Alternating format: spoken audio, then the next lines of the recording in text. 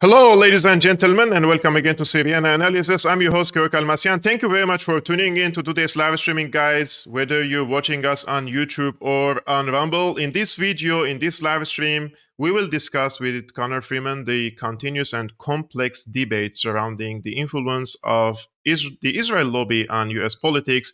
Has the Israel lobby tightened its control over the United States? What are the arguments for and against this notion? How does the Israel lobby influence US foreign policy and domestic politics? And for that, we are joined by Connor Freeman. He is an excellent analyst. He is an assistant editor at the Libertarian Institute and co-host of Conflicts of Interest, and also a regular guest on the Judge Napolitano, one of the very good YouTube channels that I follow, and I learn from it a lot. So, Connor, thank you so much for being on this show. It's a really pleasure to have you.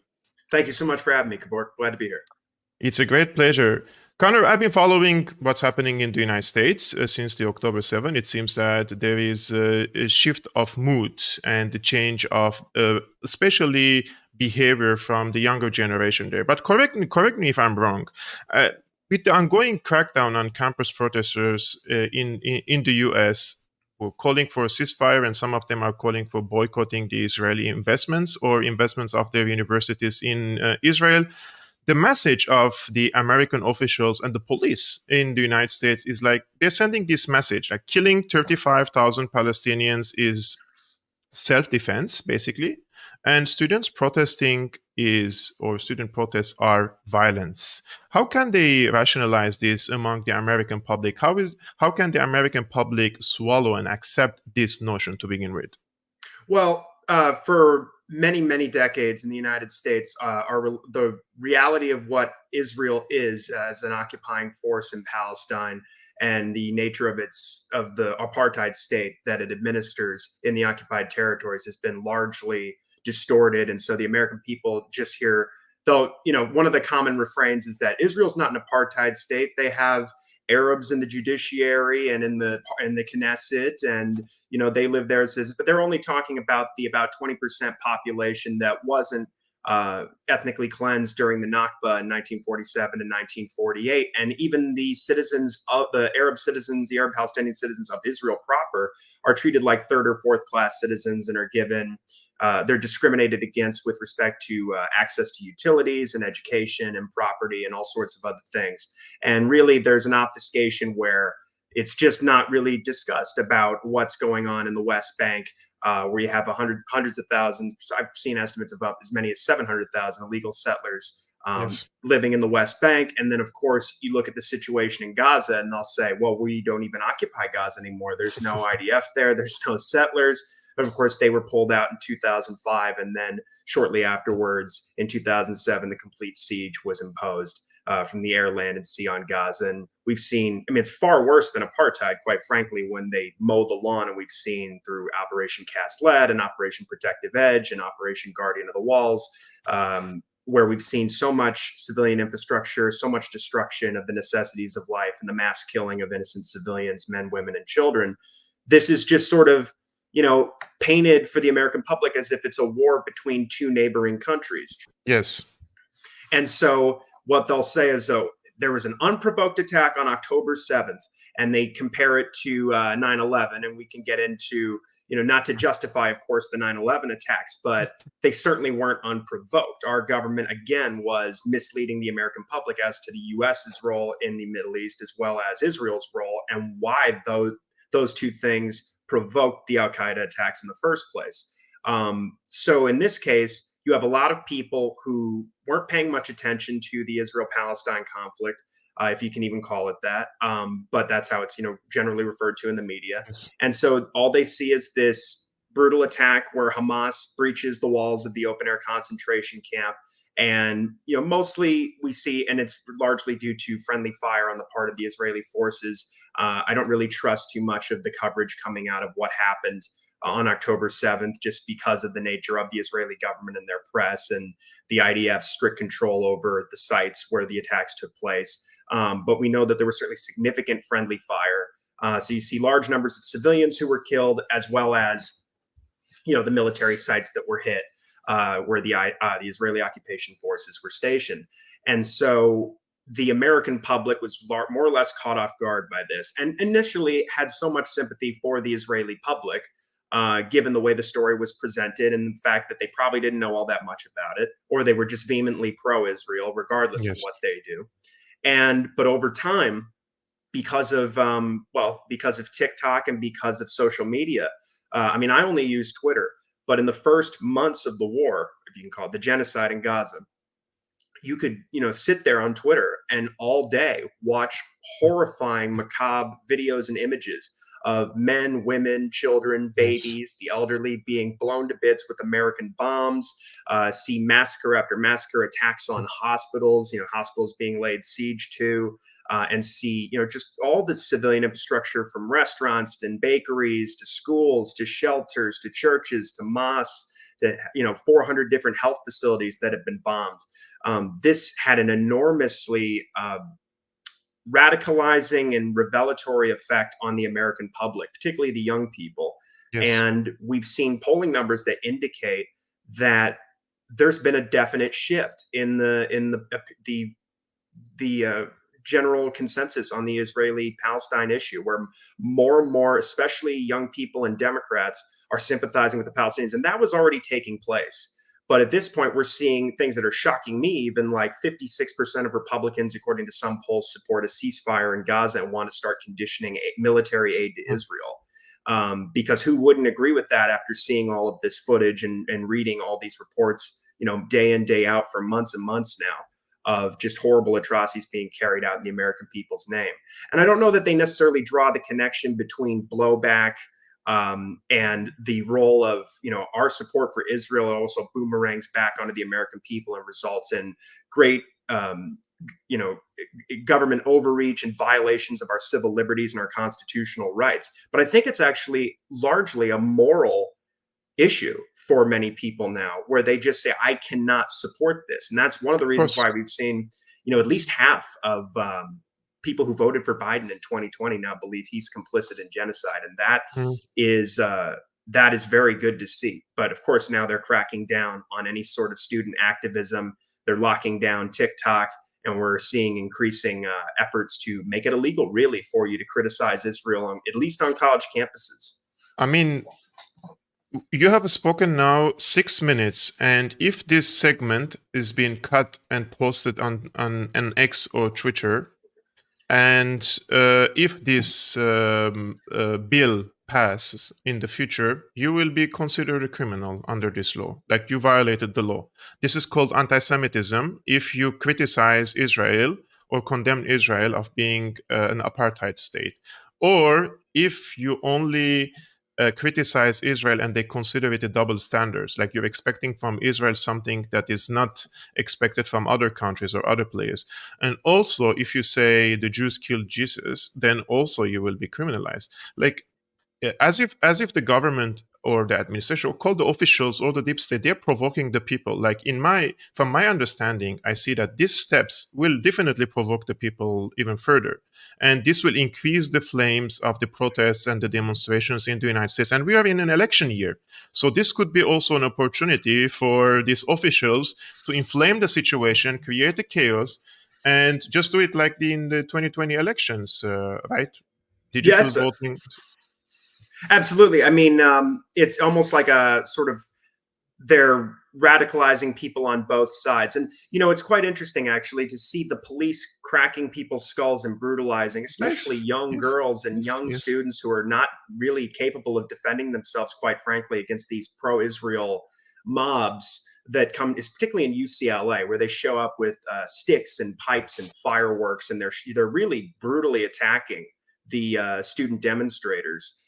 Who really are just saying, we want to stop funding the genocide in Gaza. We want to see an end to the occupation. We want a ceasefire. We want no more U.S. aid to Israel, because they see it for what it is. It enables the Israeli ethnic cleansing campaign and the brutality unleashed against the Palestinians, which seemingly has no end. I mean, we're talking about the myriad AI programs that are being used to just slaughter tens of thousands of women and children and other civilian men and young boys, based on AI determinations that, well, there might be a Hamas, even a low-level Hamas fighter in that building, just blow it all up with an unguided bomb, or even a 2,000-pound bomb, one of these MK-84. I mean, Biden recently sent Israel more than 1,800 MK-84 2,000-pound bombs, which have been used to level entire city blocks in the Gaza Strip.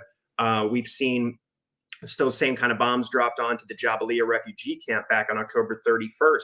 And even Wolf Blitzer, who walked, speaking of the Israel lobby, walked right out of AIPAC and got his job at CNN, of course, was shocked speaking to a Israeli military spokesman who even his level of callousness about how, well, I'm not going to do the impression, but he goes, Wolf, there may have been one, we believe there was an anti-tank commander here. And he goes, but you knew that there were hundreds of civilians here and you just killed more than 100 people to get one guy. And he goes, yes, that's and what he couldn't name this Hamas operative. Like, if he's so sure that there was a Hamas official who was a military commander or whatever, at least they would know the name.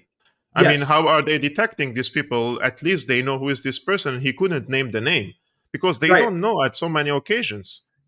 And if I recall, he couldn't confirm whether or not, even given this completely unjustifiable framework where, for potentially one military target of an individual, we can kill 100 civilians. And I mean, there's arguments under international law that Israel really does not have any right to fire a bullet or drop a single munition into the Gaza Strip. It's an occupied territory. And as an occupier, again, for longer than the Soviet Union ruled Eastern Europe, Israel does not have this right to self-defense. They have a right to end the occupation.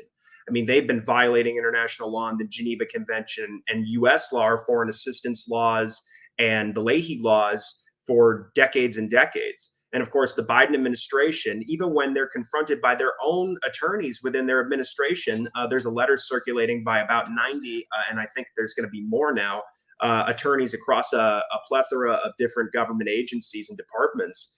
There's no action taken.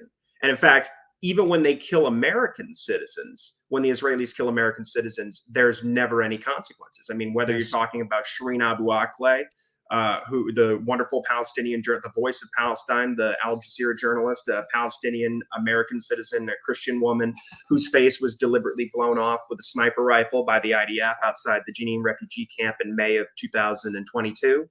Or Rachel Corrie, the great student activist who was in Gaza protesting home demolitions during the Second Intifada and was run over by the IDF in a bulldozer that American tax money probably paid for.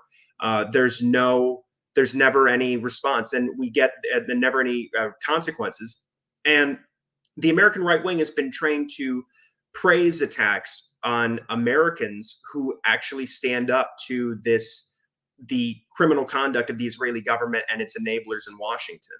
And that's why we see from Donald Trump, for instance, praising the actions of the police, the state troopers on the college campuses, saying, isn't it wonderful to watch them clean everything up? And he actually just said had some genocidal rhetoric himself the other day. He was saying that Israel needs to go in and clean out the cancer once and for all in Gaza. And we really do not have an option in the United States democratically. I mean, what are people supposed to do when Israel's man in Washington, as Biden was known for decades, now he's more commonly known as Genocide Joe, is the most, historically, of all of our senators, has received more money from Israel lobby groups than any politician in our history. And then you have Donald Trump, who was arguably, before him, the most pro-Zionist president we've ever had, moving the American embassy to Jerusalem, recognizing Israeli sovereignty over the West Bank. We had Mike Pompeo, the Secretary of State, say that the legal settlements in the West Bank are not violations of international law, recognizing Israel's sovereignty or annexation of the Golan Heights in Syria, of course, enabling the just brutal attacks on the Great March of Return protesters, where the Israeli snipers, like clockwork, every Friday would shoot children and medics and journalists and even paraplegics and people protesting their confinement in an open-air concentration camp. And but I do think we've reached a breaking point, because the American people are finally seeing this footage that shows them in very, they no matter what the media tells them, don't believe your lying eyes. They've Yes. already woken up and seen the reality. But that's why they're trying to. They already have. I mean, they're going to shut down TikTok, and they've given about 9 months. Conveniently, it'll be after the election because the Biden administration is still going to use TikTok to campaign through November. But after that, I mean, it's given Washington the ability to shut down websites, any websites that they don't like now. Yes. And as you said, this idea that there's a double standard. Tony Blinken says things like this all the time, that Israel is responding as any nation would to a situation like this, as if we all, from time to time, nations around the world find ourselves in this position where you have an open air concentration camp of 2 million people who are refugees from a previous ethnic cleansing campaign where you were massacring men, women, and children and cleansing their villages and taking over their land. And then you confine them to refugee camps and subjugate and abuse them under a totalitarian occupation for then decades after that. And then, if they resist, you will have to go in and probably towards, after many decades of this status quo, go in and just finally finish up a genocide, as any nation would. Yeah. It's very disturbing, and the American youth, thankfully, is shown great resilience and moral fiber. I mean, we haven't seen protests like this since, I believe, the Vietnam era. Yes, I do believe so, and I think this is also it's also pushing the officials into more desperation. And I see that from their statements, calling them small Gazas, and even tarnishing their academic backgrounds, saying like, "Oh, these universities are graduating Hamas sympathizers," and so. I mean, Netanyahu intervened in this situation, and he said this must stop. He said. And now we have the permanent representative of Israel in the UN. He gave a speech in the UN General Assembly only yesterday, I believe. And he said, we always knew that Hamas hides in schools. We just didn't realize that it's not only schools in Gaza, it's also Harvard, Columbia, and many elite universities. We have the former Prime Minister of Israel, Naftali Bennett. He wrote this post yesterday. He says, what is it about the Gaza war that's causing all these riots around the world? During the past 50 years, the world has seen hundreds of terrible wars. None of them caused the massive anti-Israel riots we are seeing now in the universities. So what is unique about this particular war? Are there more civilian losses in Gaza than in other wars? Not at all. The war in Congo killed millions. The Syrian civil war, almost a million. I don't know where does he bring this number, but he's just showing numbers now here. The wars in Iraq and Afghanistan killed hundreds of thousands each. Was it that Israel initiated this war? No. This war started only because of the savage October 7th massacre that Hamas executed against innocent babies, women, and men. So why? What is it about this war that gets these intellectuals and students out there burning and breaking into buildings? Why is the ICC singling out Israel? You know the answer, because it's Israel, the only Jewish state on earth. It's the Jews. So the rest is the same. This is only about, because Israel is the only Jewish state. That is why the focus is on Israel. Of course, this is based on the notion of victimhood. Of course, they're playing the victim card again here. I truly, I'm a third generation survivor of the Armenian genocide, right? And I was born and raised in Syria because my parents escaped the genocide. And we grew up on the stories and the horrors of the genocide. I also have the post-generational trauma. We know what it means to pass through such horror, right? But you cannot really use in 2024 this card to persecute and prosecute other people. Like, my country is Syria, but my fatherland is Armenia. If nowadays Armenia says, you, the Turkish Empire or the Ottoman Empire, you guys killed 1.5 million Armenians, and now I'm going to go to some different nation. It has nothing to do with the right. genocide. And then I'm going to occupy this country because you occupied my territories back then. I mean, this is becoming so ridiculous that nobody can believe this, right, anymore. The Israeli officials repeating the same thing. It seems that, for me, that they're out of talking points. Like, this is the only thing, the only weapon they have in this conflict to continue in the Gaza Strip. Oh, absolutely. In fact, a great demonstration of that, one of their leading propagandists in the media for many years has been Dennis Prager of the Prager University. Yeah, And he recently did a debate on Zero Hedge with the great so it, libertarian mhm, comedian Dave Smith and Cenk mhm. Uygur of the Young Turks. And on his side of the debate was also Batya Sargon. I always forget her last name, but she's an opinion editor at Newsweek.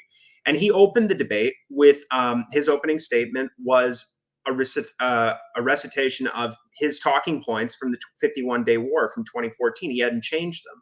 And so he was saying to people almost 7 months into the genocide in Gaza, and there's also a very ramped up ethnic cleansing campaign in the West Bank taking place as well. Last year was the deadliest year on record, according to UNICEF, for children in the West Bank. Yes. They're seeing entire communities depopulated in the rural areas. But he opened his talk by saying, what would happen if the Israelis, or no, excuse me, what would happen if the Palestinians laid down their arms, had called for a truce, said, we will not resist, we will not fight anymore? What would happen?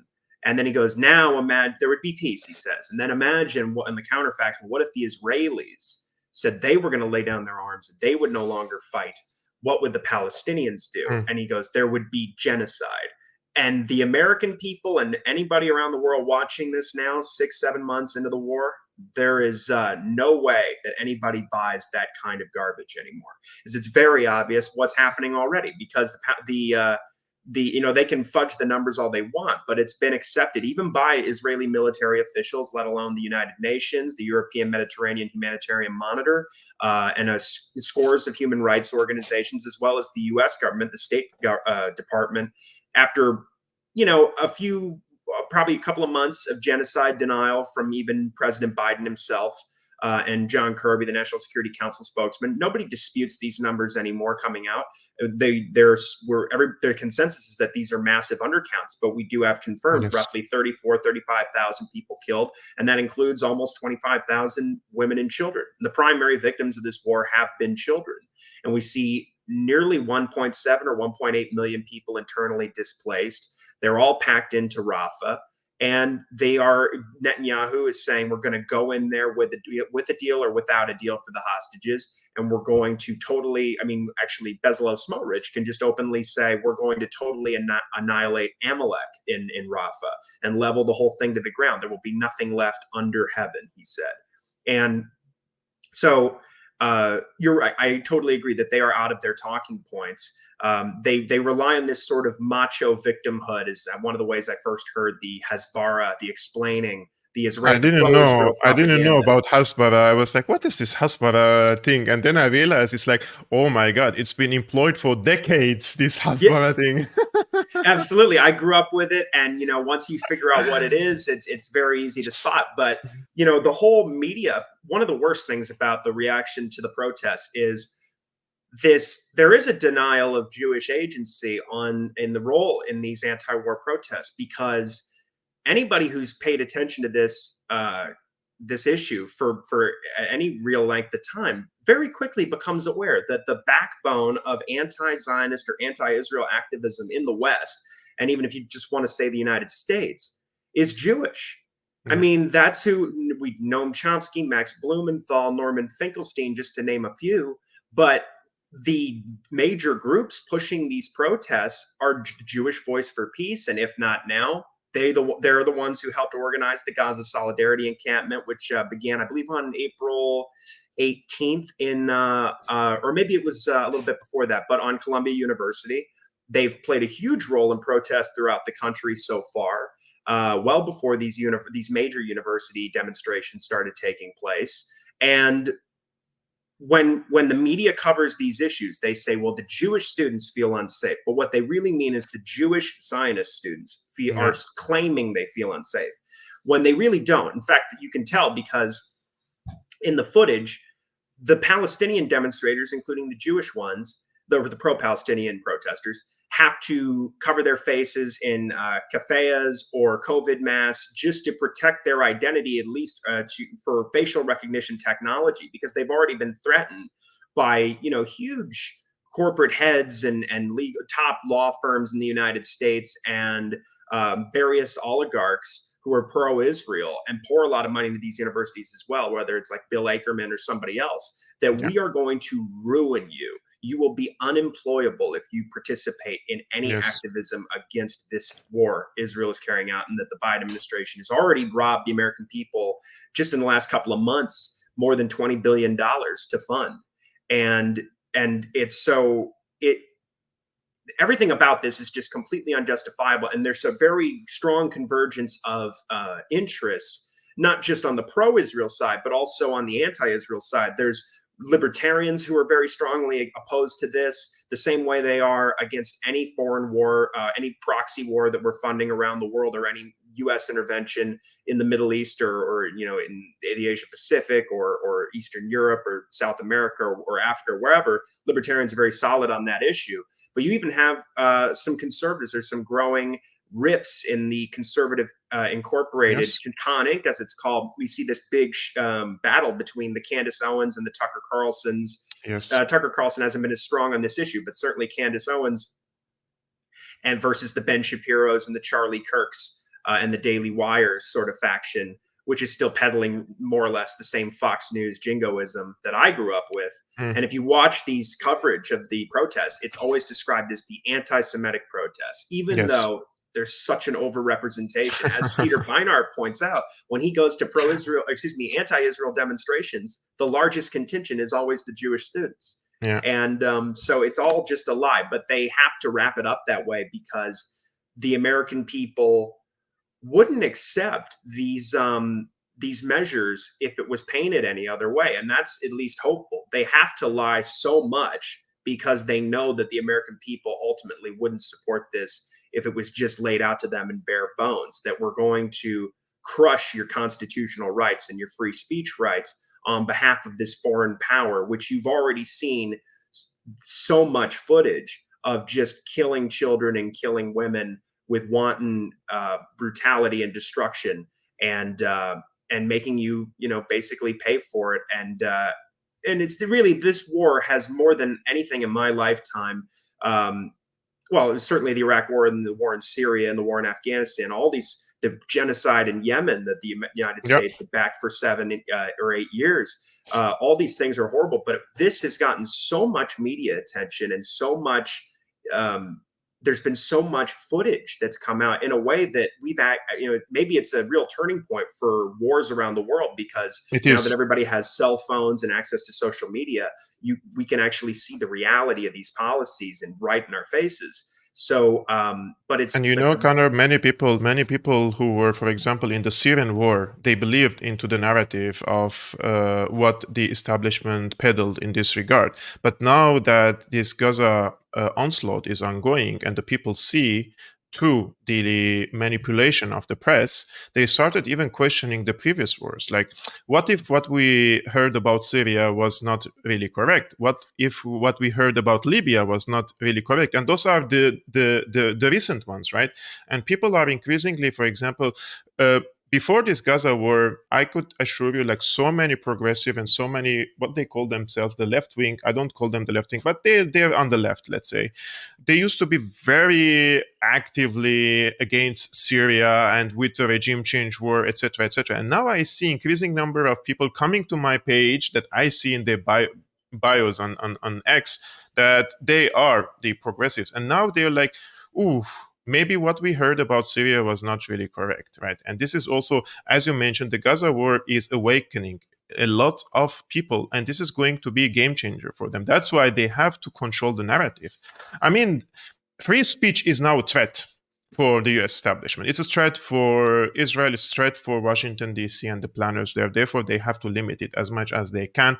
But this will just backfire and explode to their faces. This is just in my opinion. And now that the ICC says that they're working on, after 8 months, finally, they're working on arrest warrants against Israeli officials. I would just show an article that I was reading today or yesterday. It's a scoop from Axios. They say that American senators meet with ICC over concerns about possible arrest warrants. And a bipartisan group of senators held a virtual meeting on Wednesday with senior officials at the International Criminal Court to express their concern about possible arrest warrants being issued for Israeli leaders over the war in Gaza, according to 3 sources who were in the meeting or briefed about it.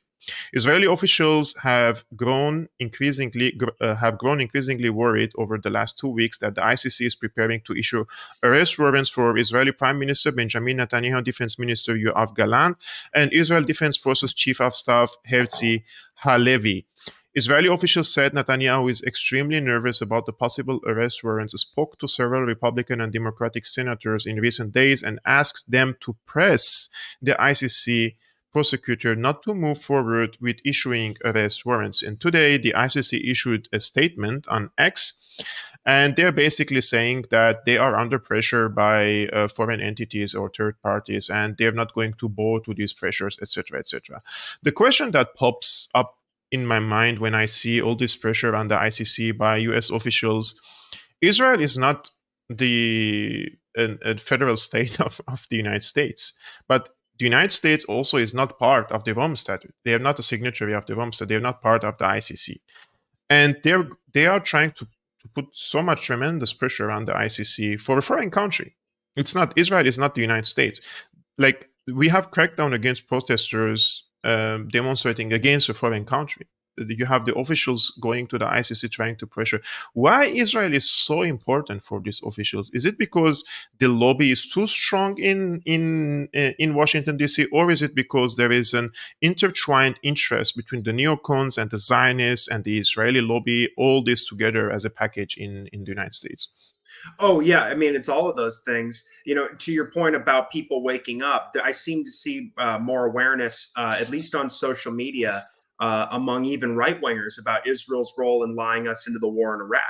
And I'm looking forward to them learning more about, well, obviously Washington and their Gulf dictatorship satellite allies, and the Turks and the British and the French backing Al Qaeda in Syria and killing hundreds of thousands of people in that dirty war, but also Israel's role supporting Al Qaeda in that war and ISIS as well. And so, well, there's definitely a convergence. We have so much money being poured into these congressmen's pockets by AIPAC and other Israel lobby groups. We see that ADL, I apologize, my chair is kind of no worries.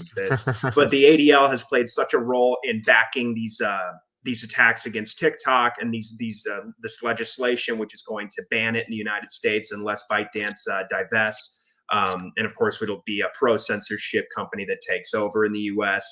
And so we see this, it's politically toxic for anybody to tell the truth about Israel, because you'll be painted with a scarlet letter as an anti-Semite. So there's always going to be a threat that if you step onto this third rail, which is really the third rail in the United States, that you will be crushed. You'll lose your political your chances of re-election, if you try to do the right thing once you get into office, will be sabotaged and severely threatened, because the Israel lobby will pour so much money into your opposition, and they'll basically smear you to such a degree that you won't have any real opportunity to have your voice heard. And it's very difficult to defeat the Israel lobby in a situation like that. So a lot of them don't even try. Now, the people in Congress are very immoral people. They're venal, and they really just seek power, and they lie just as much as anybody else, whether they're in the executive branch or the national security state apparatus or the Pentagon.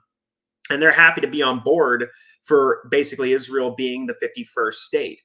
We fund all of their wars. We fund their occupation. When they want us to go to war, they usually use their fifth column, the neoconservatives, to build up a consensus within halls of power for it.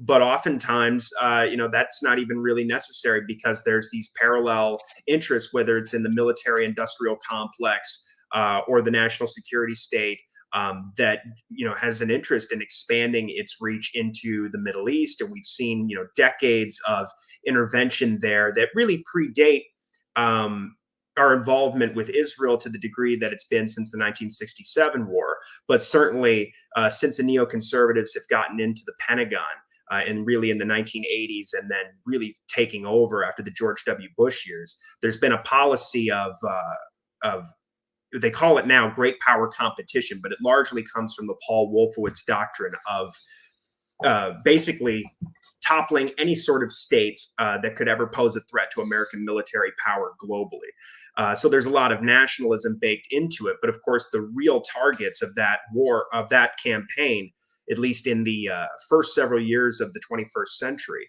were the Israel's enemies: Iraq, Syria, Lebanon.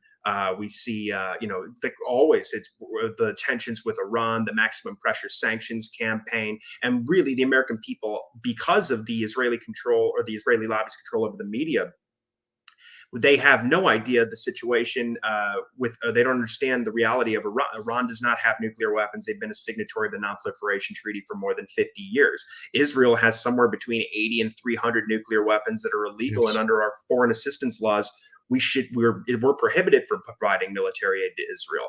So there's even that dimension of it, the whole enterprise of backing Israel in the region for scores of reasons, is illegal and indefensible.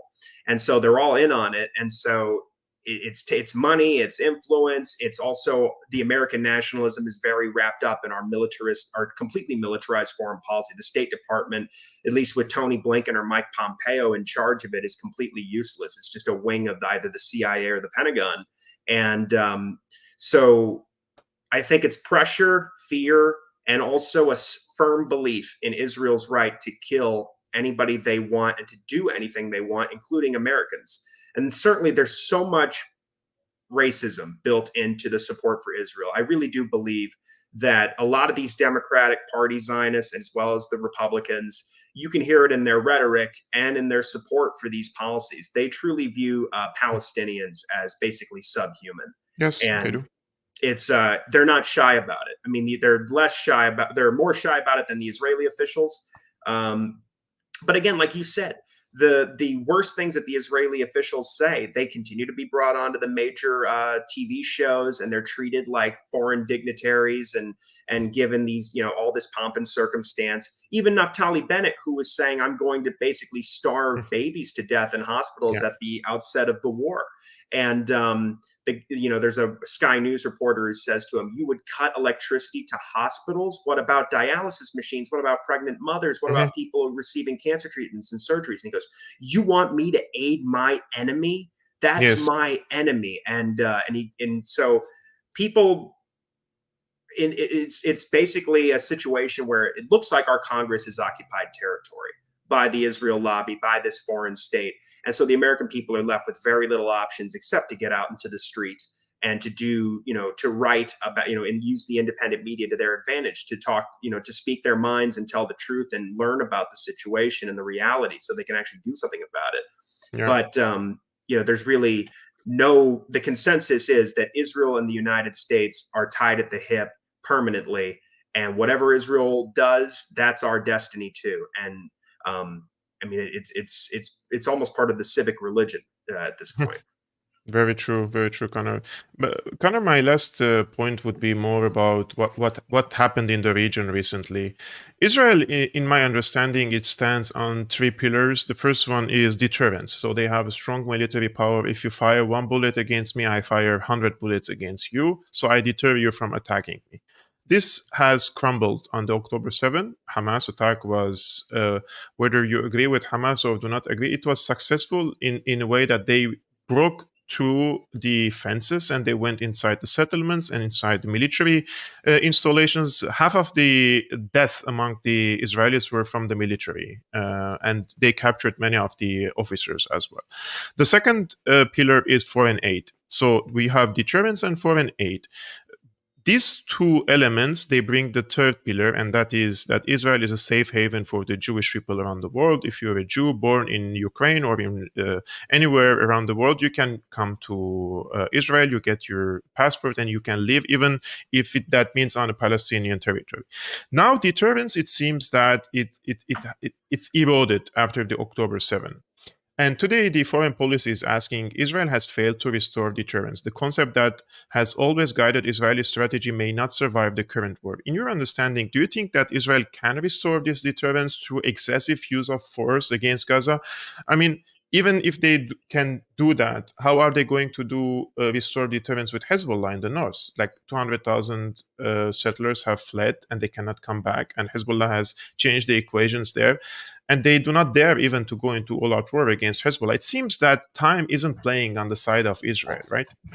Oh, absolutely. And I think beyond October 7th, what has also completely eroded Israel's dominance in the region and this deterrence that, the former sort of ironclad deterrence was the Iranian response to the bombing of the consulate in Damascus, where they killed General Hassan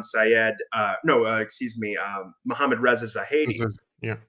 I was thinking of a former Israeli assassination of an IRGC colonel. Yeah. But when Iran responded to this blatant attack on Iranian soil with their drone and cruise and ballistic missile attack onto these military sites in Israel, they were able to bypass these American and American air defenses in the region, as well as those sorties that were being flown by the British and the French in the Jordanian airspace and elsewhere, and they were able to bypass the Iron Dome to hit exactly where their targets were, exactly where their missiles were aimed. And it set a new standard because Iran launched that attack directly from Iranian soil. And it means that now, if the Iranians want to, next time they don't have to telegraph the attack for 2 weeks. They don't have to give regional states a 72 hours notice. And then when they launch the missiles immediately, we send these very slow moving drones and announce them immediately once they're launched so that the Israelis have hours and hours to prepare. They have demonstrated that now if you attack Iranians, it's a totally different calculation you're making, because now we will hit you where it hurts. And in the case of Hezbollah, Hezbollah has made clear, just as the Houthis have, that until the genocide stops in Gaza, we will not stop defending the Palestinians, let alone the Lebanese and the Yemenis, and as well as we have the Shiite militias in Iraq and Syria who are attacking the illegal U.S. occupation bases as well on behalf of the Palestinian cause. And I don't think Hamas has been cowed at all by the Israeli response in Gaza. I mean, really, all the Israelis have done is wipe out tens of thousands of civilians and hundreds of thousands of homes and other buildings. And really, they haven't put much of a dent in Hamas. In fact, there's a piece out in the New York Times today about how these, the idea that Israel can eradicate Hamas, Netanyahu's supposed goal of the current campaign, is not, it cannot possibly succeed. And we also know from March, the U.S. National Intelligence threat assessment that's put out by the Director of National Intelligence, our intelligence agencies say that Israel is not going to be able to they're going to be dealing with Hamas and their guerrilla warfare for years and years to come. They can't put a dent on the tunnel system that's been built over many decades in Gaza, and they're not able. As I think Vladimir Putin said shortly after the war started, if the Americans want to scare people there with all the big weaponry and assets and instruments of death they have in their military industrial complex, he goes, there's people in that area who are not afraid of anything anymore. Yes. After all these decades of war and attacks. So they have picked a fight that is going to end at some point. But I think the resistance forces have at this point, to some degree, the upper hand. I mean, really, the civilians are paying the cost and bearing the brunt of the war mostly. But, Hamas is obviously going to maintain this struggle until, they're not going to stop until they are liberated or until they're all wiped out. And it doesn't seem like Israel is capable of doing that. Connor, what a pleasure to have you on my channel, really. When you were speaking, I was thinking about it, like, how is it possible for someone like you live in the United States and you're so much knowledgeable and enlightened about what's happening in the Middle East or West Asia, as if you were born there, right? Like you experience all these conflicts, like the details that you give and all the information that you give. I've been like shouting loud about these cases because I was born there and I lived through this war, But when you find American intellectuals speaking about these cases from this angle and from this perspective. I truly believe that it's very important for the people to build bridges. And this is the first hosting of you on my channel. Definitely will be more. What I do on this channel is to create bridges with American people, with German people, with Australians, with all around the world, in Russia, in China, to try to find mutual ground. And you can see that there are so many mutual ground. And those who are trying to divide us are the politicians. The politicians are the ones telling the people that I'm the savage from these backward countries in the Middle East, shithole countries. You know, this is how they speak about us. And we're watching TV like. Are you guys okay in the United States? Why are you calling us shithole countries? You know, we're just like sitting here in our countries, not doing anything to you. Like your forces are in our country. Like you're defending yourself in our country. What's happening? You know, like everything is just upside down. So it's really nice to speak with people. Like it's really a pleasure, and I'm really thankful that you dedicated your time to come to this show. We had like hundreds of comments here saluting you. So thank you so much. Oh, terrific. Thank you so much, Kevork. It was an absolute pleasure. And I will just say to you that the American people are not okay, but we're working on it. Inshallah, we say in Arabic. That would be really great. Guys, it goes without saying that Connor's X account is in the description below, and I will also add now the link for his publications in the Libertarian Institute also in the description below, so you can also read his work and also follow him on X. And this is the last live streaming, guys, for this week. It's Friday. We're going to have 2 days of rest in the weekend. I'm going to come back on Monday, 5 p.m. Central European Time, 11 a.m. Eastern American Time. Peace be upon you, upon your families. I wish you a great weekend, and salam.